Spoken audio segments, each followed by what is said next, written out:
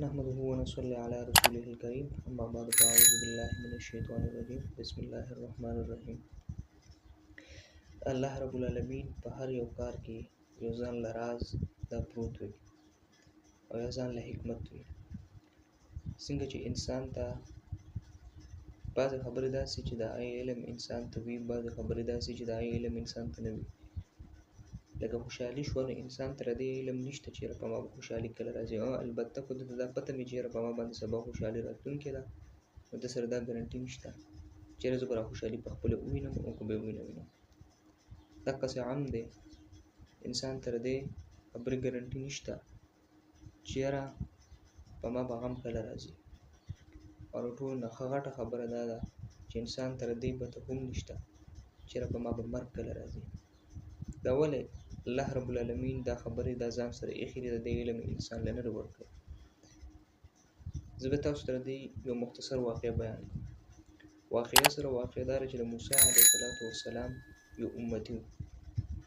هغه موسی علیه السلام له راغی ورته وایي چې د الله پیغمبر الله ته سوال وکړه چې ما له الله رب العالمین په سبا څه راکوي چې ما ته د هغې پته نه لګي، یا ما سره سبا له څه کېږي چې د هغې علم ما ته نن وي.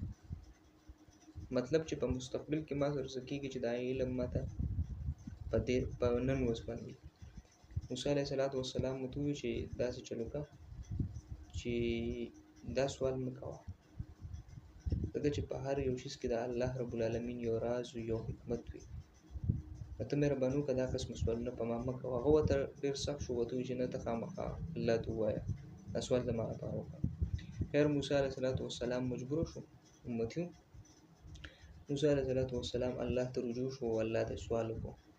الله ولا سوال قبول کړو. او امتي یې لاړو چې هغه سره به په سبا څه کېدل، نو د هغې علم به هغه ته په نن باندې کېدو چې ما سره به سبا دا کېږي. یو روز داسې چل وشو چې هغه ته پته ولګېده چې ما کوم اس ساتلی دا اس په سبا له مري. هغه اس یې په منډه منډه بوت او هغه منډه یې خرڅ کړو. یو څو ورځې تېرې شوې، تېرېدی بیا ورته یو څو ورځې پس ورته بیا علم وشو چې یاره را ما سره کوم غلام دی، دا غلام به سبا له یا بل ورځ به مري. او غلام یې بوت او هغه هم په منډه یې خرڅ کړو. موسی علیه السلام ته راغی، ورته ویې دا وګوره تا وایي چې په دې کې به ستا تاوان وي، په دې کې به ستا نقصان وي، په ته یې اگر وایي که زما دا ګټه تاوان خو پکې نشته. موسی علیه السلام هم حیران شو چې دا څنګه چل دی. خیر هغه امتي یې لاړو. یو څو ورځې چې تېرې شوې ورته پته ولګېده چې یاره سبا خو به زه مرم. او سړی په منډه منډه راغی. چې په منډه منډه راغی موسی علیه السلام ته وویل چې ته الله ته سوال وکړه چې الله دا فیصله بدله کړه. ورته ویل څه چل شوی؟ ورته ویل ما ته پته ولګېده، ما ته علم وشو چې سبا به زه مرم. موسی علیه السلام ورته ویل تا ته مې ونه ویل چې دا قسمه سوالونه په ما مه کوه، دا قسمه دعاګانې په ما مه کوه، دا خو به اوس سبا خامخا مرې، دا خو اټله فیصله ده او د الله فیصله ده، الله فیصله خپله نه بدلوي. او ورته چې خیر ته الله ته سوال وکړه. او موسی علیه السلام الله ته رجوع شو، الله ته یې لاسونه اوچت کړل او الله ته سوال وکړو. الله ورته ویل موسی وایي تا ته خو ما وویل چې په هر یو کار کې زما یو راز وي، زما یو حکمت وي. ما تا ته وویل چې ده ته ووایه چې دا سوال مه کوه، خو دی نه سمېږي. کله چې موږ په انسان باندې یو مصیبت راولو نو هغه مصیبت موږ د ده په مال باندې ورولو، دې ته بچ کړو. په ده چې کوم مصیبت راغلو هغه موږ د ده په اس باندې وروستو، ده ته خو پته لګېده وي دا هغه اس بوت او هغه اس یې خرڅ کړو. بیا هغه مصیبت موږ د ده په غلام باندې راوستو، ده ته خو پته ولګېده چې یاره غلام به مې سبا مري، په غلام یې بوت او غلام یې خرڅ کړو. بل زونه نه ده په کور کې چې موږ په هغه باندې مصیبت او د هغه مصیبت او د هغه غم په هغې راوستو، سیوا ده نه. هغه غم او هغه مصیبت موږ د مرګ په شکل کې په ده باندې وروستو. موسی دا خو زما اټله فیصله راوي، زما فیصله زه په خپله نه بدلوم، زما فیصله څوک نشي بدلولی. او مقصې چې څنګه سبا شو په هغه ټایم باندې هغه امت مړ شو.